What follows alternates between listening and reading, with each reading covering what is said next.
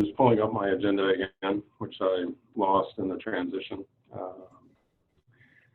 But this is a Thursday night, so this is a special voting meeting. So we will not be having public comment. We're just going to roll into the agenda. 4 important items on the agenda, and the first really is the budget review and adoption. This is once a year we adopt the budget for the next school year, and this is our job tonight. Is the most important vote that a school board member takes is this one. So we, Amanda and I think everyone will go ahead and get started.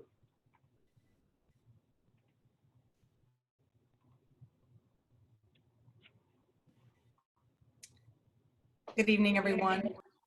I was looking to see if Dr. Brown was there. I know that traditionally in the years that we propose our budgets, there's a sort of, expectation, and there's usually a really nice superintendent presentation, and we give you some time to talk about it, and then we go into voting. And again, I just want to thank everyone for the agility and patience that you've been having in terms of calling special meetings, coming together, having dialogue that's mandated, even though we had really wonderful calendars set up to have these conversations, and just to be able to work with us as we're trying to produce things sometimes in live time due to really restricted deadlines. So as all of you know, on Tuesday evening, we spent some time digging into the budget that we've been discussing for, I think it's about over a month now, which is a little bit different from the January, February budget that we had. And so we, tonight is the night. Tonight is the absolute deadline that we have to be able to ask for the board's adoption of a budget number that is within the tax cap. It is a budget number that actually, because it is in the tax cap, although the levy is increasing, the tax rate once again will be decreasing if you did not get an assessment to your home and increase the value of your home. So I think those are the key points. Dr. Brown, I don't know if you want just, a little bit. I would just simply add, yeah, we sure. This is my I think it's the 11th budget I put forward for this community as a funding request and to the board first for approval. And each one of them I feel will meet the needs of our learners. And this one we're confident will do right by our young people in our school community. I look forward to your questions, your feedback, and hopeful approval.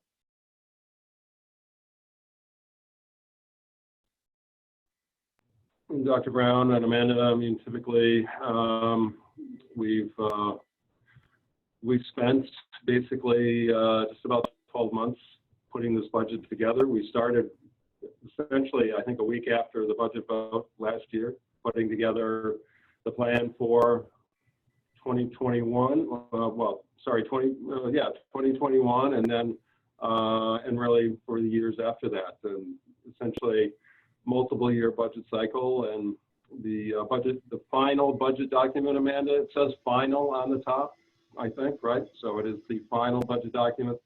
Calendars have kind of gone out the window, but we do, this is drop dead, we do have to verify and vote on this budget document. And really what we're voting on is the final number. Again, these are estimates of what we may spend in the 2021 school year, but this is a number, Amanda, that, I'm going to have to look, Amanda. I have to put on glasses to look, Amanda.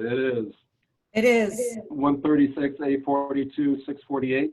That's right. It does not end in a zero, Rob. I'm sorry. And Amanda, I'm not sure why we could not have spent $2 more, but I appreciate your budgeting and your accuracy. Yeah, I don't. Or $8 less. That's right. Well, this year, Sean, we're rounding up. Sean, we're rounding up this year. This is so it's really we've gone through it quite a bit. Obviously in finance and frankly facilities and Eldred with curriculum, policy. I mean, it all blends in together and is reflected in this document, is reflected on what we spend our money on. It reflects the community's wishes that what they need from us, what do they need from the district, and this reflects the community needs and the community wishes. There's certainly a lot in our budget that other districts may not attempt, but this is the budget, this is the school district that we build for Ithaca. So we're Ithaca, it's not a budget for somewhere else, it is a budget built for our community. So I'm just killing time here for a few minutes, but it's opening up to any and all questions from.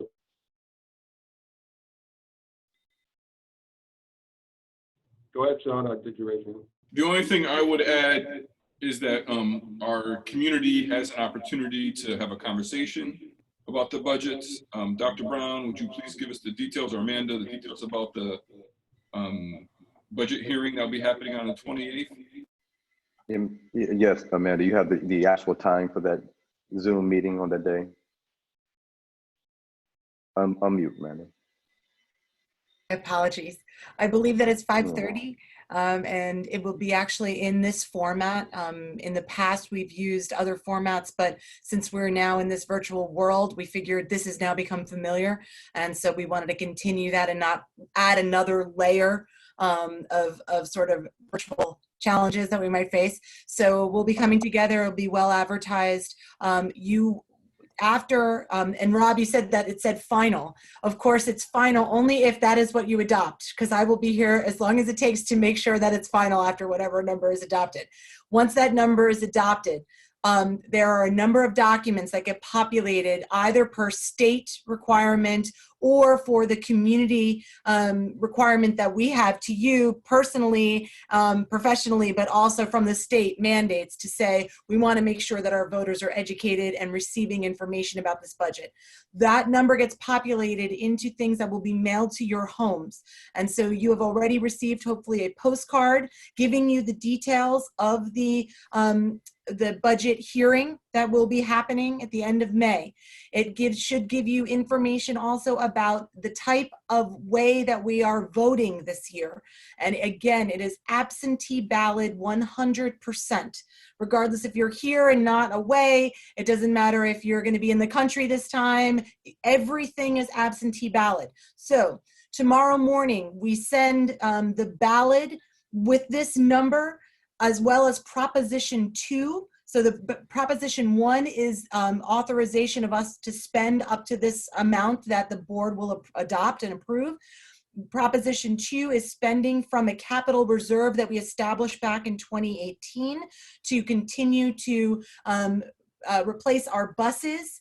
Not at the highest level that we've always had. We've actually scaled back quite a bit this year to replace some buses and to also get a few of the sort of smaller capacity vans that we'll be using for student transport as well, which are really important for us because oftentimes we don't fill a full bus. We need a smaller van option. So we'll have those available. And that's Proposition 2. They're two separate propositions. And then on that same ballot are the candidates who are running for the Board of Education. You would complete that ballot that will be mailed to you.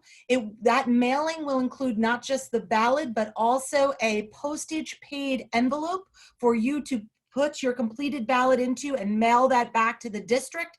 We will have election officials on site, and the official date for the quote election and budget vote is June 9th. And we must receive your ballots back to us by June 9th at 5 p.m. So that is why we're giving you the postage page envelope, the ballot. You need to complete that. Send that back to us in plenty of time to get here by June 9th by 5 p.m. And in addition to that mailer, the ballot mailer and the postcard, there's one other thing that you'll be getting, which is the traditional budget mailer, which is a 4-page document that's sort of folded to you, and that gives you some preliminary information about the budget. It's a brief, it's really a budget brief. The budget presentation document in full, which again is a larger document, will be on the website in multiple places for you to review prior to filling out your ballot. And we want to make sure we get all of this to you in advance so that way you have plenty of time to really be educated when you're filling out that ballot. Thank you, Amanda.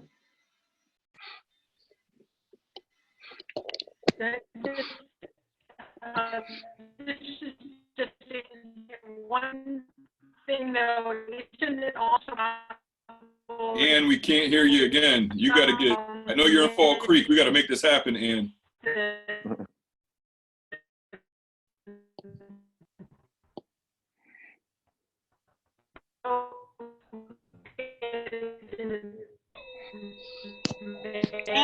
I can't hear anything she's saying, man. Gotta put it in. That's gonna put it in the chat. Let me write it down.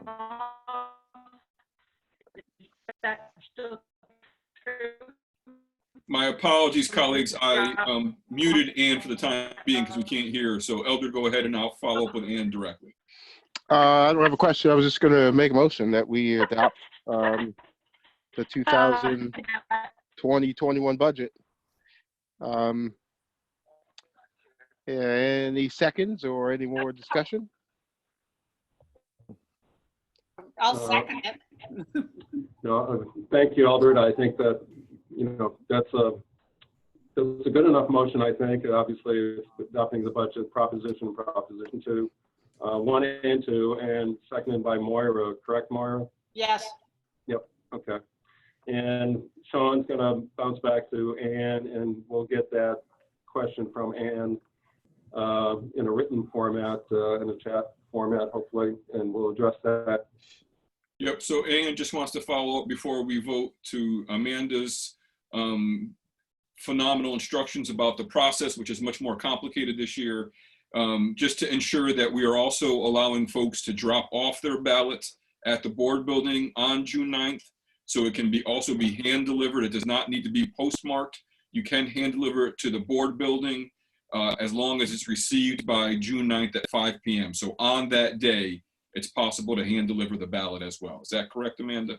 That is correct. And in fact, we've actually made it even easier. We actually are staffing the board building actually on the day that we start mailing the items. That following day, we will actually have the board building staffed for anyone who wants to personally deliver their ballot to a ballot box. We will have someone here to be able to collect that in a secure ballot box that will be locked every single evening, and that will be then given to the election officials and the poll workers to incorporate. So yes, you can do a walk-in if you get your ballot mailed any day up until June, up to and including June 9th until 5 p.m. Amanda, when do you anticipate the mailing will go out? So the mailing is essentially, we are going as fast as we can. We're going to get everything to, there's a printer that has to print the ballots tomorrow. We can't do anything until we get this budget number. So tomorrow it goes to the specialized printer that does the ballots because it's special paper. Once those are done, and that usually is a pretty rather quick turnaround, 24 to 48 hours, that gets delivered directly to the company that then gets all of the data from the Board of Elections, right, to be able to label all the envelopes, stuff those envelopes and get them out. They can do things within a 24 to 48 hour period as well. If you remember also as a board, we have given folks until about, I think it's May 28th to be able to register as a voter with the Board of Elections. So if the mailing goes out prior to the 28th, we'll catch up with those new enrollee, like sort of the folks that have enrolled to be voters and registered to vote. We will send out another batch to those folks. So we're going to send out the large batch as quick as possible. So I would imagine it's going to be at least about another 4 days, because there's a weekend in there, 4 business days for this to go out. And yeah. And Amanda, certainly I appreciate the clarification on dropping off the ballots. I assumed we had a longer window, and I for one will be dropping off my ballot at the district. Just a clarifying question. My spouse at home will vote as well. Can I drop her ballot off as well? So the ballots actually, when you drop off the ballots, right, there is the envelope that you're going to be mailing or dropping off to us will actually be filled out by the individual who is the voter. So there is actually not, this is not like when you go to a poll site and you have to sign and they check your signature. So Rob, yes, in fact, you can bring your spouse, and maybe even if your son was living with you still and he had a registered address, you could bring all three, because those envelopes will then go into a ballot box on the day of the opening of the ballots, which is June 9th. Right? That is election day and budget vote day. The poll officials and election officials will be working and touching those envelopes, looking at signatures, opening those envelopes, separating envelopes from ballots, creating a pile for ballots, creating the pile for envelopes, and then those ballots get run in a secure manner. And just as you would see on a poll site, the difference is that you yourself aren't running it through the machine, someone is running it through the machine. Envelopes go one direction, ballots go another. Amanda, Moira, I see that you want to say something as well, but just a quick No, follow-up. sorry, nope. Our legal counsel has advised us, and to the community who's listening, that each individual ballot should go in an individual envelope. Oh, absolutely. Not to put multiple ballots in an envelope, right? So for folks who are voting and you have multiple ballots at your home, use each envelope that was provided for anyone who's going to be voting. Sorry, Amanda, please. No, please, Sean, continue. And to reiterate that the district will not be counting and or collecting the ballots. This will be done by our, on our agenda this evening as well, as a matter of fact, right? But to adopt our election inspectors that's provided to us by the Board of Elections. That is correct. The district, the only handling that the district does is to secure those ballots. And if people are walking in, those envelopes, those secure envelopes are actually placed into a ballot box that a district staff person would manage the box, but not the envelopes. We actually are not, we will not be on the list. This is a separate process from the district workers and the election/poll workers. And Sean, to your point as well, you're right. Every ballot, imagine a ballot is complete with the envelope that it comes in, right? So one ballot per one envelope, they have to go together. And that envelope has a lot of information that you need to complete. And those instructions will be also in that mailing. There'll be a one-page instruction sheet for you as well. If at any time you have any questions, you can use the Let's Talk portal. You can call the district clerk. Again, we will be fully staffed here in the district office to any questions that you might have. You can give us a call and we can help you manage how to fill out, like what do you do with that absentee ballot and how do you get it back to us? And lastly, I don't have a question. I just want to recognize the ongoing, I think Rob said it, this is a year-long process for us in terms of building a budget. There is no doubt for the past 3 to 4 months, we've had some shakeup about what that looks like. So the team has had to work exceptionally hard to both wait for information as well as try to provide information. So I thank you for the thoughtful nature in which we created this budget. I think I said to someone the other day, you know, every year we are very focused. This year we had to be exceptionally focused on how we move forward because we don't know what next year means as well. So just thank you, Amanda, to your, I know it's a broad team, to Mr. Malcolm, thank you for your running of the Finance Committee, to board members. I realize that we have a lot of work to do and that the community has to support it before any real thank yous go out, but I'm appreciative of the collaborative effort in which we engage in this process. So just thank you all very much. Thank you, Sean. I just wanted to say, in the spirit of what you just said, I have colleagues that are texting me saying, please reiterate that no one sees how you vote. These are poll and election, officials who they check a signature on the envelope. The ballots remain closed. They literally get put in a separate pile from any kind of identifying information. So thank you to my colleagues for always making sure that we're getting all that proper, transparent information out there. So you're right, we do this all together. Can I just reiterate something, since this conversation about the election is significant to the budget, but it's actually a little different than the actual what's happening with the actual physical budget. if I heard everybody correctly, we are delivering our community in the midst of this unprecedented time and financial pressure and pandemic. We are delivering a budget that I think for the 4th year in a row now, if not the 5th year, decreases the tax rate on our community. We are once again not in control of assessments, which means the amount you pay can still go up if the county reassesses your property higher. But the Ithaca City School District is decreasing the tax rate yet again. Can somebody just clarify if this is the 4th year or the 5th year? I think it's the 4th year in a row. 5th. 5th year in a row. Sean, I knew you would. You probably have that number tattooed on your forearm. I'd show you, but we're on Zoom video, so we're going to be okay. But yes, 5th year in a row that the tax rate, excuse me, my apologies, the tax rate will decrease in our community. So my motion is still on the table to accept this year's budget. Let me know how to proceed now. Well, we've gone through the voting process and some thank yous, but we do need to vote on the motion on the floor. So it's been moved.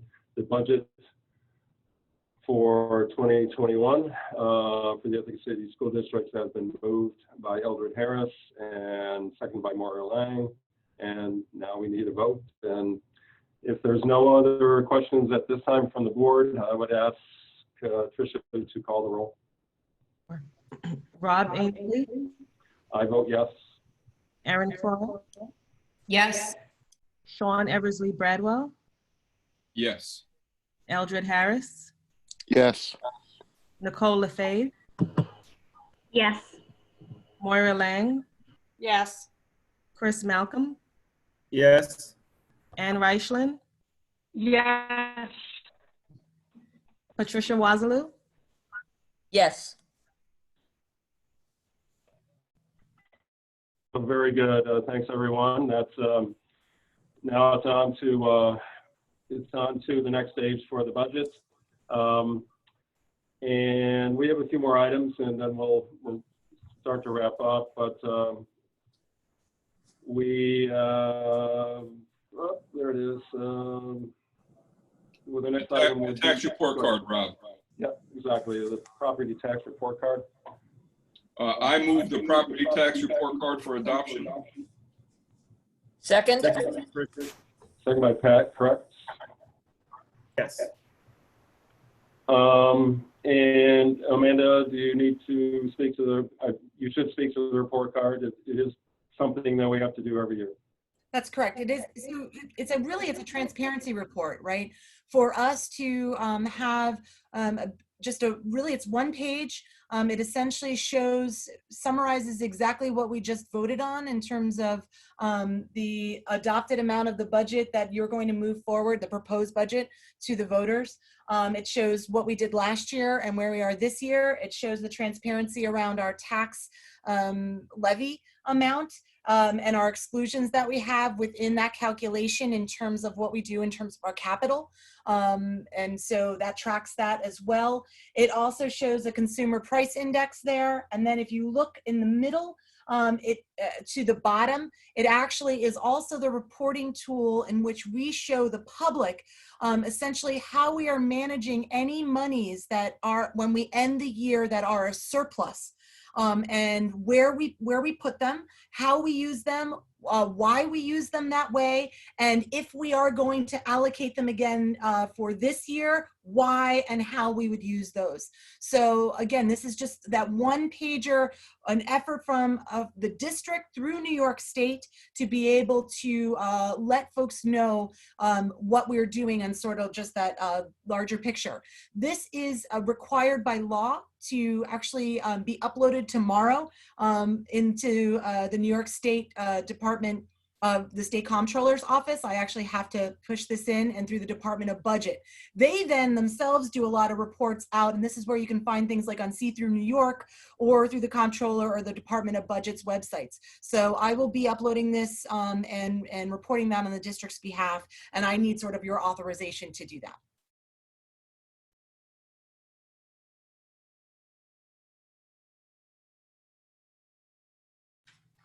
Any questions regarding the report card? Are we good? Moved, seconded. I'm not hearing any questions. Tricia, if you could call the roll. Sure. Rob Ainsley, I vote yes. Aaron Croy, Yes. Sean Evers Bradwell, Yes. Yes. Eldred Harris, Yes. Nicole LaFave, Yes. Moira Lang, Yes. Chris Malcolm, Yes. Ann Reichlin, Yes. and Patricia Wazaloo. Yes. Very good. Thanks, everyone. Amanda, there you go. One more item off the list, and we'll keep moving on. The resolution to approve changes for the 2021 academic calendar, I believe. No, this is the 2019-2020 calendar. I move that we make the changes to our current calendar. I know Dr. Brown didn't want to speak to it, but let me make the motion first. Second. Go I ahead. actually have a question about it, if that's possible. Sure. Is that all right? Okay, so I see the meal deliveries, and I'm just wondering, I see the last day for meal deliveries is the 25th, and I'm wondering what's going on with that, because I know a lot of families are relying on it, and I know a lot of summer camps used to partner with ICSD to have meal service. So is something happening for summer meal service? Yes, ma'am. Mr. Van Kuren, you wish to answer that question? Yeah, we're working on that topic right now, actually. Beth is Director of Food Service, trying to secure some funding through the federal government to continue that on.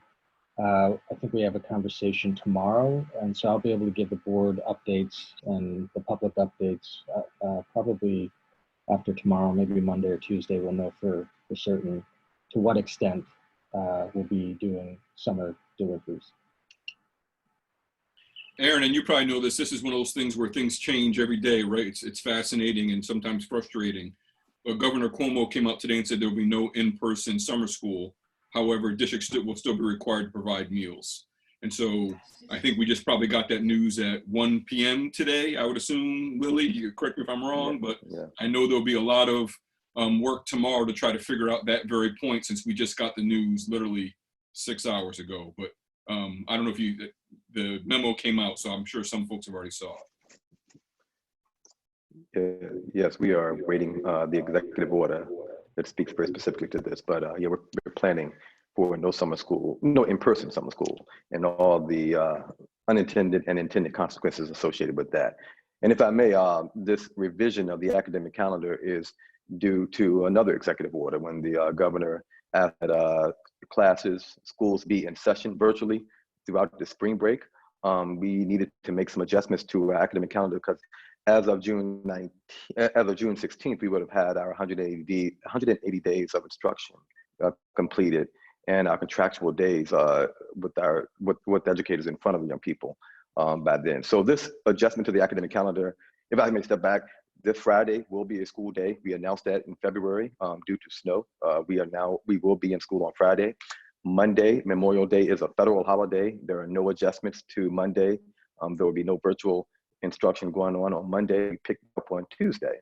But the last day for students now will be on June the 16th.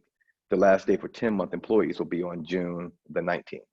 And as communicated in our weekly letter, beginning June 8th, we will begin our closure conversations, conferences, culminating activities. Those things we typically do this time of year at all levels will begin on June 8th. And we wanted to make sure our community knew that we're looking to make those end-of-year connections and have those culminating activities take place in a different way, but in the same way as we continue to build relationships with our young people. So yes, this calendar is a revision from the one we put forth initially, but something that we must do. Any other questions? It has been moved, seconded, and it was seconded by, well, Sean, go ahead. Just another question, just to make sure, Bob, we've, in regards to this modification of the agenda, this is not just something the board has done unilaterally. this has been in conversation with our union representation to make sure that we're all on the same page. Am I correct about that? Yes. Pat, did you have a question? Thanks for that in-depth answer, Bob. I really appreciate it. Oh, no, I seconded, but just to add to to Sean's comments for the people listening, this is a situation that's being faced by basically every school district in the state, and every school district in the state is modifying their calendars to remain in compliance with their contractual agreements with their teachers. Thanks, Pat. Thanks, Sean. Anyone else right now? Appreciate all the work, and certainly we have a model for delivering meals to our families for the past, well, since March 16th, basically. So I would think that's going to be a model that will move forward over the summer. We will be continuing that, but the logistics will be worked out, I'm sure. And Patricia, I think we're ready for the roll, please. Rob Ainsley. Rob Ainsley. I vote yes. Trying to unmute. Thank you. Erin Croyle. Yes. Sean Eversley Bradwell. Yes. Eldred Harris. Yes. Nicole LaFave. Yes. Moira Lang. Yes. Chris Malcolm. Yes. Ann Reichlin. Yes. Tricia Beresford. Yes. Thanks, everyone. And on to the next. We've mentioned the poll, the election inspectors, and that's the next item. And there's a resolution with the election inspectors. Those volunteers from the community, they will be volunteering on that day, and they are listed. And I'll entertain motions.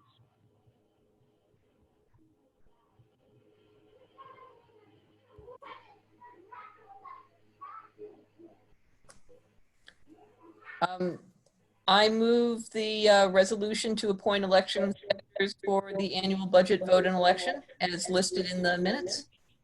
Second. Thank you, Pat. Thank you, Moira. Any further? We touched on it a bit. Amanda explained what they will be doing. The resolution is there. There's several be it further resolves, but I think it's all pretty straightforward. But any questions at all from anyone? I'm not seeing any. Tricia, please. Rob Ainsley. Yes. Erin Croyle.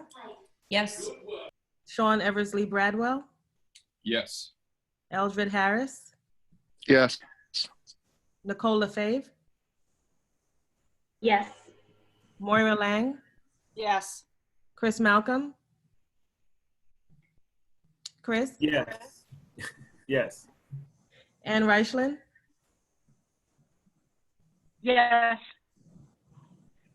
Patricia Beresford. Yes. Very good. Thanks, everyone. Thanks, Ann, for hanging in there. And then, and one last resolution. Really, this just came in, and we do need to get this through for one of our contracts with BOCES and the Cine Rick, I believe. But Amanda, if you want to just explain why this came on today, that would be great. I think that this was one of those got caught up in the closure moments. And I have to say, I have it's just an amazing business office team, right? They're just so fantastic. And so it's always shocking where we're like, wow, you missed that. So I apologize. That was one of those moments where I think it really did come through as a COSER request. It goes through their BOCES. It's got to go through our district. There's a lot of sort of levels of approvals here. And we did not get this to you in a timely manner because it was literally, it just got caught up. So this is typical for Zach Lind, and who's the Chief Information Officer for the district and the technology department, to enter sort of into these BOCES agreements, because we get aid back on all of the purchases and leases that we enter into. So that's really what this is representative of that process. So Amanda, I know that in my first couple years on the board, I kept hearing the word COSER. For folks who are listening who may not know what that is, can you explain what a COSER is and why we try to do as much work with our BOCES as possible to save the district money? That's right. So this is the alphabet soup of education, right? So, and I take for granted I was with BOCES for 10 years before I came here. So that language just is like, my second language. COSER stands for Cooperative Service Agreement. And so a cooperative service is essentially BOCES were set up in New York State, knowing that we had districts that if they were to try to purchase things alone, the purchasing power would be diminished, because we have some really small districts. Ithaca happens to be the largest in our BOCES, but we stand shoulder to shoulder with Candor and Groton and Newfield and Dryden, right? And we all do this together. Lansing, Teaburg, I didn't forget them either. But the RICs, which are actually the regional information centers, are like BOCES conglomerates that come together. So our RIC happens to be at the Syracuse BOCES. So the regional information centers are really the technology hubs for all over New York State. And that's who oftentimes the technology group will work with to do their purchasing. So it really leverages our purchasing power, number one, because you can do larger groups at one time. So that's a benefit. And then the other benefit, as Sean was mentioning, is that aid back, right? So when you go through a BOCES for a number of services, because you've worked collaboratively, there is a award from the state aid system that essentially reimburses you as a district for a portion of the amount that you spent. And so Ithaca has a different aid amount for BOCES than some of our other districts nearby. But again, together, that collective power of purchasing and then that aid return is why we always use them. Thank you very much, Amanda. I'll move item 2.5, resolution to enter into a service contract with the Onondaga Cortland Madison Board of Cooperative Education Services. Thank you, Maura. I'll second. Second by Pat. Any other issues, questions? Not hearing any. Tricia, if you would. Rob Ainsley, Yes. Erin Croyle, Yes. Sean Eversley Bradwell, Yes. Eldred Harris, Yes. Nicole LaFave, Yes. Moira Lang, Yes. Chris Malcolm, Yes. Ann Reichlin, Yes. Patricia Wazaloo. Yes.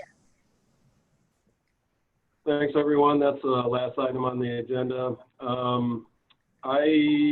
At this point, I'll just want to follow up on really a point that Eldred made on Tuesday. I had an audio issue or microphone issues on Tuesday. I could not follow up then. But first of all, I certainly appreciate everyone's hard work on the budget all year round. This is, as I said when we started, it's the most important vote we take, but frankly, it's a bit anticlimactic because we've worked on it all year. So I really want to appreciate the work of the exec team. It's been a truly unprecedented process this year, and Amanda and her team, the finance committee, all your work all year round has gotten to us to this point, and I certainly appreciate that. As I said earlier, this is a budget that reflects the wishes of the community. I can't, we as board members cannot go out and campaign and try to get people to vote for the budget. We can only provide information. What I can do, and what I will do right now, is for me, I was very, very pleased when Sean Eversy-Bradwell, Chris Malcolm, and Pat Wasilou decided to put their names up for re-election for the Board of Education. It is, these are three of the most talented, dedicated, outstanding board members that frankly any Board of Education in New York State could possibly want on their board. In this environment, you know, it is critical that that Sean, Chris, and Pat stepped up and said, yes, I'm gonna sign up for this. I'm gonna go through this with you again and go through what will Ithaca City School District look like as we go through this next 3 years. And it's just, you know, to the community, these are three treasures that we've been able to tap into as a community for multiple years now, multiple terms for each, and it's just it will be a pleasure to be able to tackle anything that the governor or the economy or whoever or whatever comes our way with Sean, Chris, and Pat with us. You know, I know that, you know, we're going to be able to figure it out. So I wanted just to get that out. I can, you know, gladly say that when I vote on that June 9th, it will be, you know, I will be marking my ballot for Sean, Chris, and Pat, and I will gladly do so. And with, it will be an honor to do so for me.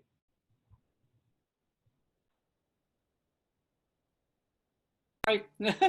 I just want to second that sentiment. And as I wrote in a letter to our various local publications, Pat, Chris, and Sean have been role models and mentors to me the last 5 years. And all of us who have a stake in the Ithaca City School District need them moving forward.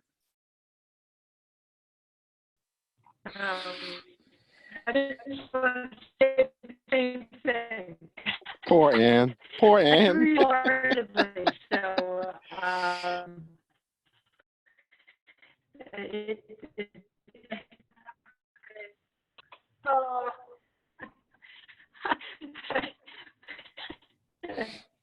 we got you, Ann. We ditto.